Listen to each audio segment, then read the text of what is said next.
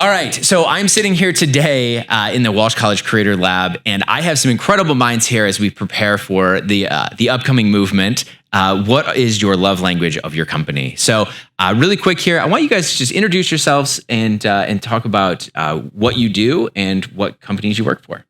Hello, everyone. I am Tara Tomcsik-Husak. I am president and CEO of the Troy Chamber of Commerce, and my main goal is to connect businesses to anything that they need. Perfect. And I'm Dean Austin, President and CEO of Austin Benefits Group. And we help people solve their benefit issues and problems. And we handle all the benefit administration for all of our clients. And that's the Austin advantage. I like it. I'm Lila Lazarus, former news anchor, health reporter, adventure creator. And I love to help people connect, communicate. And we'll be talking about the languages of love. So I'm going to let you guys kind of dive in, and we're going to start with building a foundation of why are we doing this and what is this event? Yeah, so I think why the event, really, we believe that the labor market has changed since COVID, and we're seeing an evolution in the labor markets. And one of the biggest things that we've seen is companies believe that the employees are there to perform whatever productivity that they need to perform and basically yield a result, for the company. Mm-hmm. But the biggest difference is that what we're seeing is we're seeing a transformation of the labor workforce. So I asked Lila and Tara and Susie, which couldn't be with us today, and Heidi Rice, which is the president of Sage HR, to join our movement. Yeah. And this is the new beginning, because we really believe that employees need different things from employers. And that's the biggest challenge that we see small, mid-size, and larger corporations. People are overwhelmed. They're so anxious. There's so much change.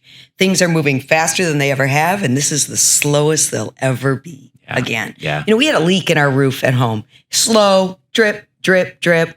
And I said to my husband this morning, we got to take care of this before there's a disaster. Right. It's the same for HR. It's the same for workplaces across the country. There's too much change. It's too much overwhelm. You're working here, but somebody else is remote, someone else is hybrid, someone else is virtual, someone else is freelance, someone else is 4-day work week. Right. And the HR person has to deal with all of that on top of being green and sustainable and dealing with diversity and inclusion and the new technology and AI. Mm-hmm. And suddenly all your employees have FOBO, fear of being obsolete. Yeah. And it's just too much. It's too overwhelming. Yeah. So your HR person's overwhelmed. Your CEO is overwhelmed. Your employees are not engaged and they're burnt out. Mm-hmm. How do we all come together and say, let's do something about this? And if you ask Tara, she deals with people through the chamber who are dealing with this every single day. Absolutely. And one of the things that we've noticed is when you come into a job market now where you can do remote work, your job market of where you can hire from has become exponentially larger, because now I don't have to find the best person that can drive here. I can find the best person that lives wherever they want to live. And now that has opened up so dramatically. But to your point, if some people are remote, some people are on ground, some people, it's such a weird mix of things. Well, and it's complicated because you're trying to build a team mentality. Yes. So if you're looking at that, can you include that remote employee? And what are the steps I need to do to make sure that that person feels included in the conversation? Right. So it does make it complicated. And a lot of times we get stuck in this bubble of corporate culture as a pizza party. That's not culture. That's right. Pizza, and that's delicious. But beyond that point, how do we make sure we're building our teams and understanding their needs and understanding what's also limitations and flexibility? There's a lot of times saying, okay, we'll give everybody everything. Well, what is everything to each person? Right. And making sure that you're still looking at your employees first, but making sure the goals of the company are still continuing. Right. Well, that's kind of been, what the labor force has seen as the pizza party, and employers doing many different things like that. It's the party. It's this. It's that. I only want yellow M&Ms. Yeah. That's it. Just yellow. And I want green ones and blue ones. All that. But it's very different because you have a multi-generational workforce, and the needs are very different. And that's what the hope is, that we're going to, help shine some light on that with this event. And it's not just multi-generational, right? Because it's multi-geographical. So you can't be a good CEO just by walking around the cubicles anymore. That's right. Now you have to connect and communicate with everybody across all of these different platforms, which is difficult. In the industrial age, employees were numbers. They were cogs in the wheel. It was how much value can you get out of each employee? And now it's really about how much value can I give the employee based on what you just said? Because there's so many to choose from. Right. Let me show you the value and the benefits we're going to give. Right. Well, I was saying, because the other side of what I said is true as well. That although employers can hire from anywhere around the country, they can apply for any job they want now. Yeah. And so you kind of have that balance of both sides. You have to be an employer that's providing all these benefits as well to show them that they're real people and make them feel like they're part of something. And connected, belonging, communicated to. Exactly. Well, and you look at the whole, when COVID hit, all of us were getting used to that Zoom mentality.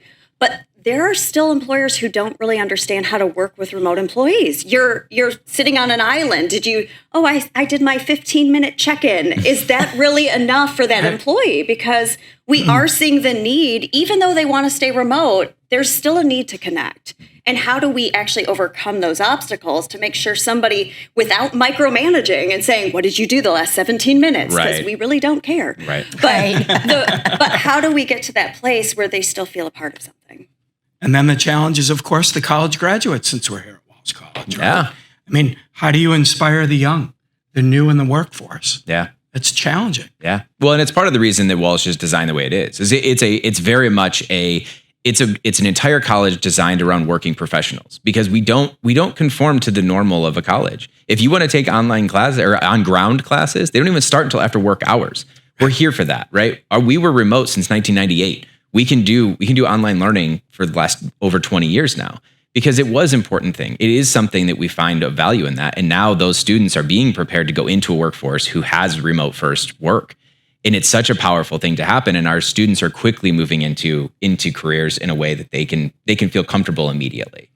But what you just said, in the general economy, it's much more difficult for an employer for sure to be able to make those type of transitions. Right. And so quickly. Yes. That's the thing. It's going so fast. And thank goodness for HR. But with all of this technology, they have to become that bridge between the high tech and the AI and incorporating all those things and humanity. Just, because we're real people. The way we communicated in the past, eye to eye, mouth to mouth, I could see your head, bobbing up and down, and we connected. And now the way we connect is so different. It's so different. It's so funny. Right after COVID, I remember we did so many of these like Zoom events, and seeing people not the size of a tiny square, I may have had 50 conversations with them, and I'm like, you're tall. Wow. I didn't know that. Right. But it's that piece of like, really, you do have to understand it. When people turn their cameras off, I get anxious almost, because I was like, are they watching? Do they listen? Are they a part of the conversation, or are they really doing laundry? Because they could be. But it's that piece of making sure we take the time to also, when we say love languages, I know we're all interpreting this very differently. But is that love language making sure you really know your employees and making sure you take the time to be a part of their lives and know what's going on with them and know that you're supporting them in their work and everything that they do? Or is it saying, this is my communication style, the adaptability of this is my directness, this is me who wants to hear it in a more softer tone? Like, it's going to be a lot of different conversations. I think people are familiar with Gary Chapman's 5 love languages. Yes. Mm-hmm. And, it's words of mouth, it's acts of service, it's gifts, it's physical touch, which you have to be careful in front of HR to say this. It has to be appropriate touch, but it's also quality time. And now take that to the workplace. What do we mean? It's really not love language. It's appreciation language. It's value language. And that's what people need to focus on. They need to learn it because they've never thought of that. They turn off love and emotion the moment they walk in the workplace. But no. We're humans. And the best thing you can do is bring back that human quality, mental health. That's why we're having this seminar next week. Yeah. And I don't want to jump the shark here, because I want you guys to have something at this. I know that the things that you're going to be talking about at this event are going to be incredibly powerful, but I do want you to give us a little bit of a sneak peek. So when you talk about these employers that are trying to learn how to do this. How did they learn to work with each of us individually if we may have completely different languages? What are some things that you guys are seeing in the workplace or talking about in the workplace when it comes to how to work with your employees on a very individualized basis? I'm sorry, but you'll have to come to the summit. That's a great Best answer But I will ever. say one thing. I can pretty much figure out what your workplace love language is based on how you behave throughout the workday. I'm sure. So if you're the one who brings in donuts and coffee, I know that you're making the health reporter really mad. But I know that you're probably an acts of service kind of guy, or you may be a gift person. But it's also coming up with courage and the willingness to get uncomfortable. Look, speaking another language is not easy. And most of us, I mean, you know what they say, if you're trilingual, you speak 3 languages. If you're bilingual, you speak 2 languages. If you only speak 1 language, you're American. Because we're afraid. It makes us uncomfortable to try to speak in another language. But in the workplace, you have to speak in the other person's language. And if I know you're an acts of service person, maybe I need to bring in a little extra support for you. Yeah. And I would say, too, sometimes it's also asking the questions because there may be things that we can't identify. I mean, I wouldn't say Sheila, our vice president, is gifts, but I would buy her a purse and she'd be elated. She would love that stuff. But I think it's okay. It's also the piece of making sure you're open to feedback because as a leader, you may be making the wrong decisions on what you believe they are and making sure you're open-minded and open to the conversation. And I think some of that is equally as important. I love that. Sure. Absolutely. I had a news director once. I had been robbed. I mean, they cleaned me out. And I'll probably tell this story at the movement. And See? It's working. It's working. moving. It's moving. I was It's completely, labeled already. Right. I was completely devastated. And the boss showed up at my home to bring me an alarm clock so I wouldn't be late for work the next day. But you know what? It hit all the love languages. He showed up. He was there. There was quality time. I had a gift. It was an act of service. And I would do anything for that boss because he would do anything to figure out what will connect to me. Yeah. And that's pretty and amazing. That's a big part of it. Yeah. I mean, you even look at the people graduating Walsh College today. Sometimes what happens is businesses feel like they don't want to work. Right. That's been the label. Same way we did with the millennials, right? We put labels on them, which, as we've learned, it's just not appropriate. No. So really, I mean, we've hired, 2 interns and another recent college grad right from Walsh College, as a matter of fact. And they want to be seen. They want to be understood. They want an opportunity because they want that same opportunity that we had when we graduated. Right. And they have the same vigor to make something of themselves. Yeah. But we The can't same way we categorize people. And I think that's the biggest piece, too. I remember. We do. That's part of the problem. I had a thing where it was like I went to a 40 under 40 event and it was like an award thing. And they're like, come to this. We're going to do a learning seminar. And it's all about how bad 40 people under 40 are and how you can get better. And I was like, wow, do you not know your demographic right now? And I mean, missed the target on that I one. literally started laughing at the event and they kind of looked at me and I was like, I guess I'm just confused. You're in a room full of 40 under 40s talking about everything they're doing wrong in life when these are the people who are pushing forward and being recognized for greatness. I was like, understanding your audience is super important. Yeah. And I will reiterate, if we look at it and say, oh, the boomers, they're only going to do this. The Generation X's, they're going to exceed. No, these are individual people. They have different goals. They have different educations. They have different backgrounds. We need to bring that into play. And the diversity of all of this actually only makes us better. For sure.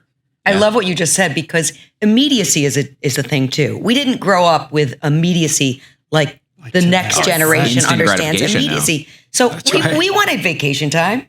We wanted to advance. We just wouldn't ask for it so immediately. Okay. We'd work on that. I've been working for you for 2 days and I need the rest. I need the rest of the But week. their sense of time people's sense of time is different depending on what age they grew up in. And so they want the same things. It's just a different timeline. Yeah, no, absolutely. So as we look into this event now, because I want to make sure that the listener understands who this event is for. So are we talking to employers or employees in this event? Yes. I love it. I love it. Both. Yeah. Who doesn't want to be in the movement? But really the main event is HR professionals, business owners, CEOs, CFOs, anybody that is dictating and tempoing the corporate cultures. Okay. To be able to do so. We all need help. We need support. Because one of the other things that we haven't talked about, we talked about the remote work and, hybrid and in-person work. Now imagine trying to design your benefit package surrounding that. So from an employment standpoint, that's one thing. In HR, multiple states have different regulations and all the challenges that face, but it's the same with benefits. So with regard to that, the medical programs that employers offer just here in Michigan, and they hire somebody in Ohio or Florida, California, whatever that is, their benefit package and their medical plan may not be traveling with them. So making sure that it's designed correctly to match that culture and match, that remote workforce becomes Well, you bring paramount. up a good point on that. So we were looking at our handbook and kind of adjusting, and it's always taking a look. Like you don't just have a handbook and say, this is what we're going to do. This is forever. And it's but because things change.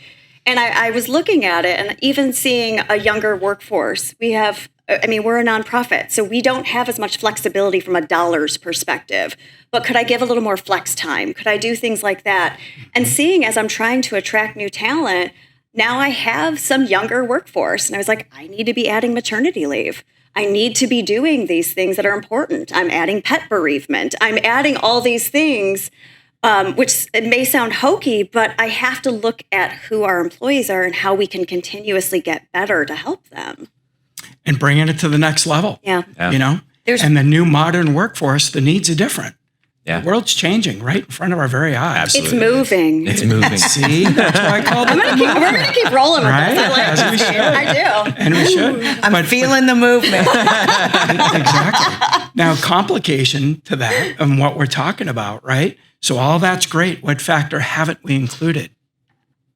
The economy, the inflation factors that all these businesses have seen, and it's squeezing budgets and all the rest, and there's not enough dollars to go around to accommodate and do everything. And So inside the work by skyrocketing inflation and now political turmoil and all kinds of things that have to be dealt with in ways that we've never dealt with. No, and you have companies that are being squeezed, and they're also trying to get creative in their benefits packages, but they're also being squeezed financially, and you can only get as creative as your budget will allow you. Yeah. That's right.